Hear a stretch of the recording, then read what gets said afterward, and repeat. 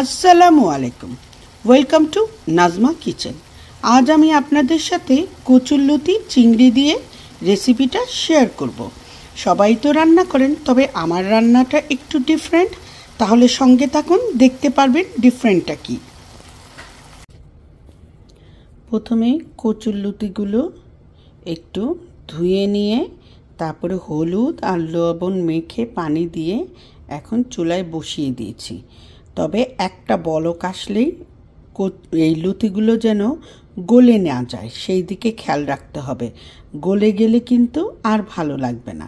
তো একটা বলক আসলেই আমি পানিগুলো ড্রেন করে নেব। আর আমাদের এখানে তো এগুলো প্যাকেটে কিনতেই পাওয়া যায়, আরও ইজি। আর কেটে বেছে নিতে হবে না, শুধু প্যাকেট কাটবেন, হলুদ লবণ মাখাবেন, পানি দিয়ে একটু সিদ্ধ করবেন, শক্ত শক্ত থাকতে নামিয়ে ফেলবেন। একটা বলক চলে আসছে, তারপরে আমি নামিয়ে নিয়েছি। এই যে এইভাবে একদম শক্ত শক্ত থাকতে এখন আমি ঠান্ডা পানি দিয়ে ভালো করে ধুয়ে নিচ্ছি।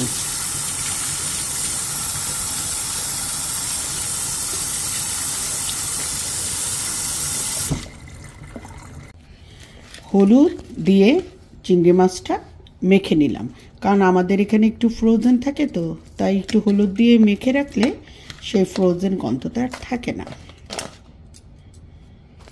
এখন তেল দিয়ে পেঁয়াজ ছেড়ে দিয়েছি।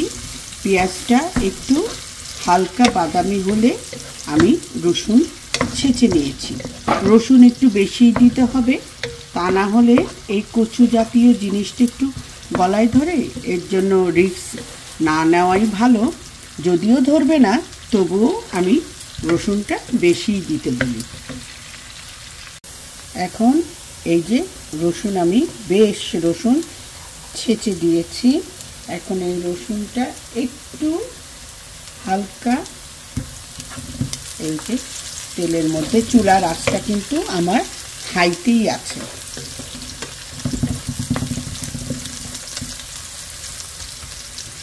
এখন এর সাথে এই যে চিংড়ি মাছগুলো যে আমি হলুদ দিয়ে মেখে রেখেছিলাম, এই চিংড়ি মাছগুলো এখন ছেড়ে দিব।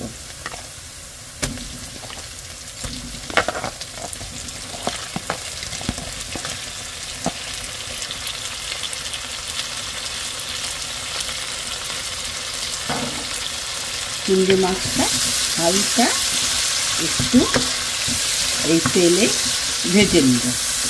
একটু চিংড়ি মাছের কালারটা চেঞ্জ হলেই আমি এতে হলুদ আর মরিচের গুঁড়া দিয়ে দিব।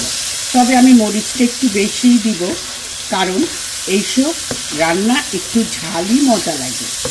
তো আপনারা আপনাদের অনুযায়ী ঝাল দিবেন। বরাবরই আমি বলে থাকি, লবণ এবং ঝাল আপনাদের মুখের স্বাদ অনুযায়ী দিবেন। তো এখন আমি মরিচের গুঁড়া দিয়ে দিব।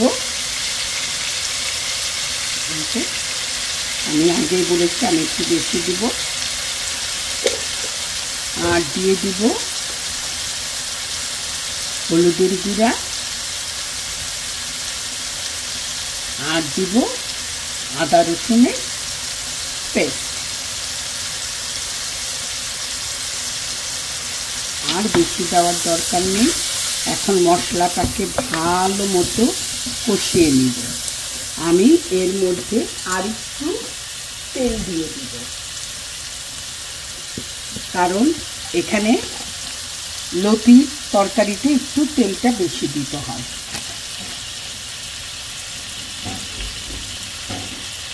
ব্যাস, এখন আমি কষিয়ে নিব।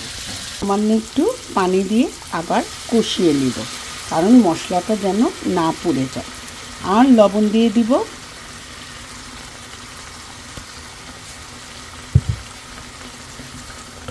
ব্যাস, একটু কষানো হলেই আমি লতিগুলো যে একটা বলক দিয়ে সিদ্ধ করে রেখেছি, সেই লতিগুলো দিয়ে দিব। মেক শিওর লতিগুলো যেন বেশি গলে না যায়, তাহলে কিন্তু খেতে ভালো লাগবে না। মশলা কষানো হয়ে গেছে, এখন কয়েকটা কাঁচামরিচ দিয়ে দিব। এতে কাঁচামরিচের ফ্লেভারটা খুব ভালো লাগে। আর এখন এই যে আমি লতিগুলো সব ঢেলে দিব। সব লতি দিয়ে একটু নেড়ে চেড়ে হালকা একটু পানি দিয়ে দিব। এখন চুলার আবার হাইতে নিয়ে যাব, আর এখানে সামান্য একটু পানি, বেশি দিব না, কারণ লতিটা আমার এইরকমই রাখার চেষ্টা করব, নরম হয়ে গেলে খেতে ভালো লাগবে না। পানি দেওয়ার উদ্দেশ্য হলো মশলাগুলো যেন লতির সাথে একদম মাখা মাখা হয়ে যায়। আর আমি এখন আরেকটা ফ্রাই প্যানে একটু রসুন কুচি ভেজে নিব। এই রসুন কুচি ভেজে এর উপরে তারকাটা দিয়ে দিলে হবে কি, রসুনটাও বেশি পড়লো, একটা ফ্লেভার হবে, সাথে আপনাদের গলাটাও চুলকাবে না। তেলটা গরম করে নিয়েছি, সাথে কিছু শুকনা মরিচ চিড়ে দিয়েছি আর রসুন।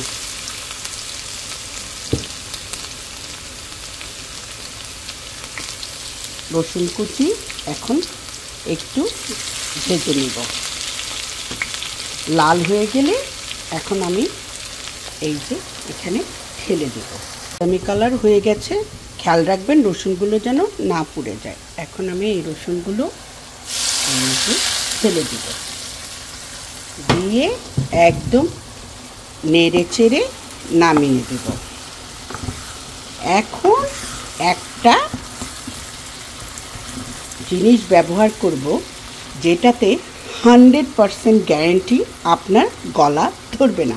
তাহলে আপনাদের দেখা যাক কোন জিনিসটা এখন আমি ব্যবহার করব যে গলা ধরবে না। সেই যে জাদুকারি জিনিসটা এখন চলে এসেছে, তাহলে দেখে ফেলুন জাদুকারি জিনিসটা কি। এই যে লেবু, এই লেবুটা দেওয়ার ফলে আপনার গলা আর ধরবেই না, চুলকাবেই না। এই যে খেয়াল রাখবেন খুব একটা বেশি লেবু দিবেন না, তাহলে কিন্তু আবার টক হয়ে যাবে। ব্যাস একদম রেডি, এখন শুধু আমার খাওয়ার পালা। সবসময় খেয়াল রাখবেন একদম যেন পানি না থাকে। কচুরলতিতে পানি থাকলে কিন্তু খেতেও মজা লাগবে না, আবার আপনার কেমন একটু আপনার ভাতের সাথে খুব একটা মজা লাগবে না। তো এর জন্য সবসময় মনে রাখবেন তেল যেন উপরে ভেসে উঠে। এই দেখেন তেল উপরে উঠেছে, একটু ভাজা ভাজা করবেন। একদম রেডি। আর ডিফারেন্টটা লাস্টেই তো আমি এই তারকাটা দিলাম, এই তারকাটাই ছিল আমার ডিফারেন্ট। তো একবার এভাবে রান্না করে খেয়ে দেখবেন, আশা করি আপনাদের কাছে ভালো লাগবে।